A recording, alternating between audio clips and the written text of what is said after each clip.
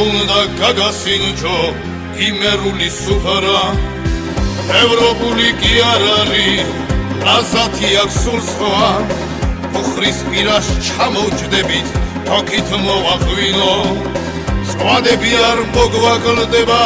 უნდა ვიღიღინოთ ვინ გვაკადრებს საბანან ზღვარს ხავასა და ჰამბურგერს იმერული სუფრა არის არ გავსალაფუშებს ჩვენ